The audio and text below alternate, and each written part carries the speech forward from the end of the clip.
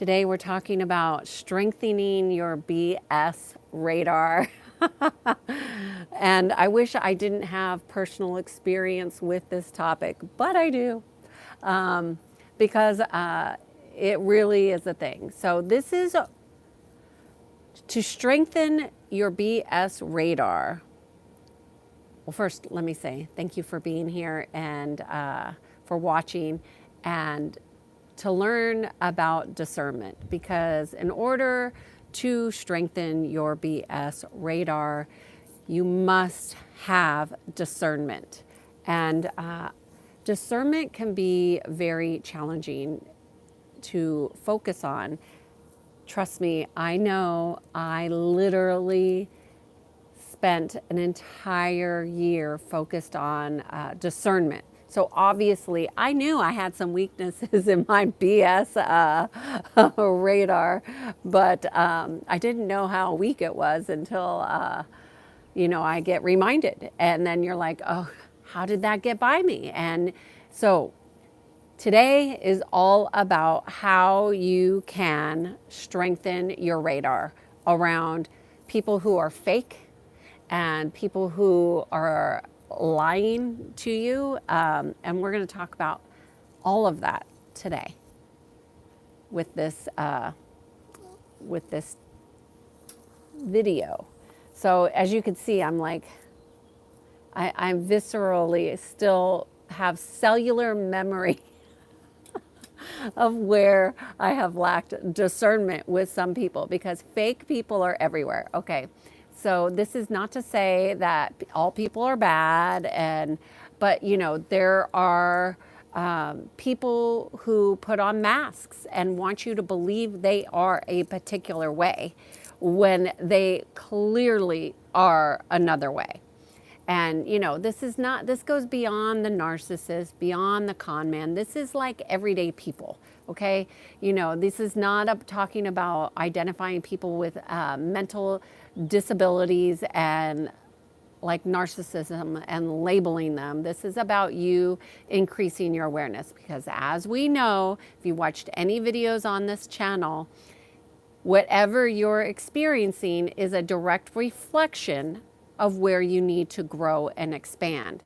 And as painful as that can be, the more that you are willing to see things that are uncomfortable, and I know it's uncomfortable, but you can move beyond it and evolve. Okay. So first things first, like to increase discernment is going to require one thing. And that one thing is going to be more compassion for yourself. And if it were that simple, right? So that's how many of us have lacked compassion for ourselves. So how do you increase self-compassion so you don't resonate with people who are lying, cheating, manipulating, what else did I write down? Bullying. I have a whole series on bullying, who are fake, who just their communication style, the word is paltering, and they just deliberately are unclear in their communication. Okay, these people are everywhere. So, hi Ohio. I never have been asked for a shout out, so thank you there, Noah. Okay, so how do you increase compassion? This is huge, because everybody needs to increase and have greater compassion. The first thing that you need to do is you need to know your values. Knowing what you value, and then once you know what you value, then you have to know what is it I think about lying, cheating, misinformation, fake.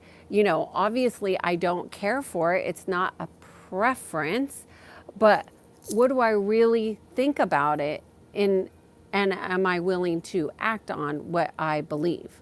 Okay, because paltering means deliberately being unclear in their communication. Another word might be lying, but this is different than lying, because some people actually believe their lies. Paltering would be that they're deliberately telling untruths to mislead you and manipulate you. So hopefully that helps you, Noah. So Noah, do you know your values? And do you know what you will do when people lie to you? So I'm going to give you a couple examples. We have some friends and they're good people. They mean well, they're well intentioned. However, they're not very self aware. And we were having a conversation, and in this conversation, they were telling us how they want to be, how they want to be perceived. But in reality, they were telling us we're not this way, but in reality they are exactly that way, which means that they are incongruent, right? So I sense incongruence in people. That's like one of my gifts that I've had since I was a little girl. When you sense somebody is incongruent, that tells you about them. Then you get to decide, well, what does that mean for my relationship with them? So, like, I can be friendly with people who are incongruent. Sure, there's a lot of people. Look, we all have elements of incongruence in us, but are we all willing to look at that? So, these people who don't have a high degree of self-awareness about themselves, they think what they're saying is true and that people will believe them. But I know who they are. Like, I know what they're saying is untrue. So are they lying? Well, I don't think they're lying intentionally, but they're certainly not being in alignment. So when you make a decision about the friendship or the relationship, that's your choice. That's where your empowerment is. It's not about telling them you're lying. Although I did say, I was like, did you forget that we know who you are? Like, I know how you behave. So what you're saying, I did say that. But I wouldn't advise saying that to most people unless you're willing to be okay with them not liking that. I'm okay with people not liking what I say. So when you do that, then you have empowerment to make a decision about their behavior. So these aren't people that I'm fine with being friendly with, seeing them on occasion, but these aren't people like that I would spend a lot of quality time with because they're incongruent, and if they're going to say something about this, they're going to say something about other things. And that's not very fun for me to be around, especially because I feel that physically. I feel their incongruence. The other thing is those people will often cheat. So if you play games, they're not going to be totally truthful. They're going to say, oh no, that's on the line, or that was out, and because winning is important to them. Another thing is about communication. We talked about paltering, people who are deliberately telling untruths to manipulate the communication and also get you to believe something that's untrue. So, and this is how it works.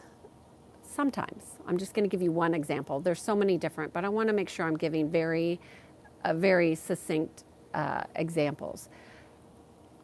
My schedule is busy. I had somebody that came in from out of town that wanted to spend time, and I wanted to spend time with them. But the schedule that they were giving for us to meet was very limited. So meaning they only wanted to meet, from my perspective, when it was inconvenient for me to meet with them. And so that's a bit of manipulation and a bit of bullying, and it's a way for people to pretend to want to meet with you, but being difficult is showing you who they are. So long story short, I declined to meet with them. If they couldn't meet on the day that I was completely available to them, then I was okay. It was only going to be an hour to meet with them, so it's not like it's a big meeting. And although I really wanted to meet with them, I chose to not change my entire schedule to cater to what their schedule was. It was essentially like what I would say a power struggle, if you will. And I didn't want to play games. So I chose to not do that. That is how manipulation happens in a communication. Now, we're not friends. This isn't somebody I'm going to work with ever. After that instant, there will not be any more effort on my end when somebody goes out of their way to be difficult. But that's a control thing. When people are making it impossible for you to catch them, they're always returning your calls when they know you're not there. These are fake people. And fake people use and abuse others because other people have not seen the truth about who they are.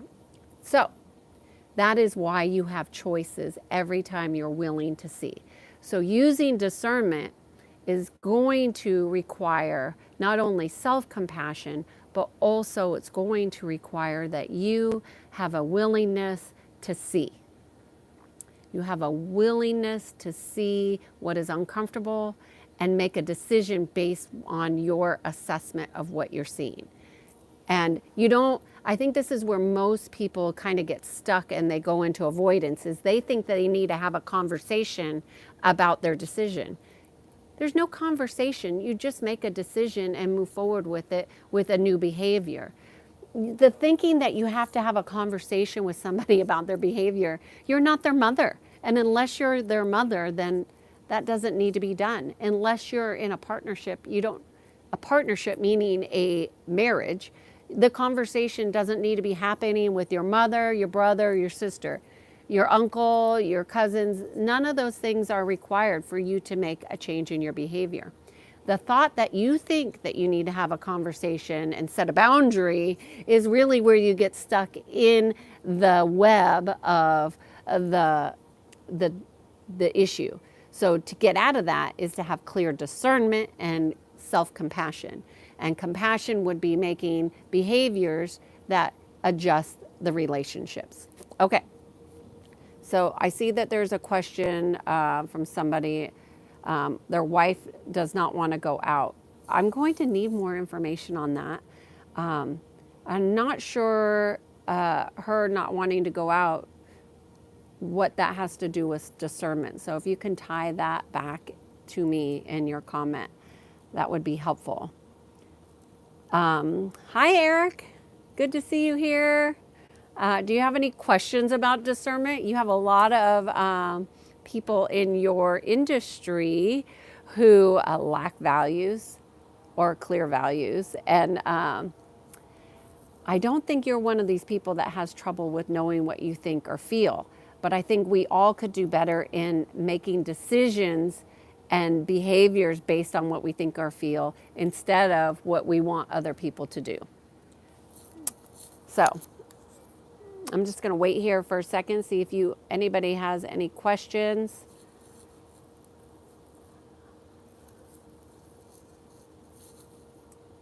Any questions? I think discernment it should be something we all learn to master.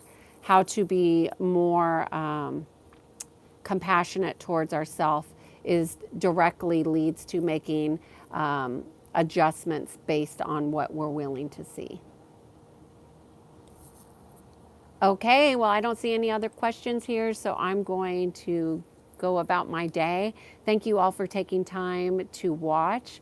I hope that you learned something about increasing compassion for yourself, which leads to discernment, which will change what you resonate with, which would hopefully, as you become a master at that, you will also create relationships that have more meaning for yourself. And so you can get out of the pain of dealing with fake people, because that's no fun. All right, cheers to being in sync. I am Kiana Sage, and I guide people to peace. Have a great day. Bye.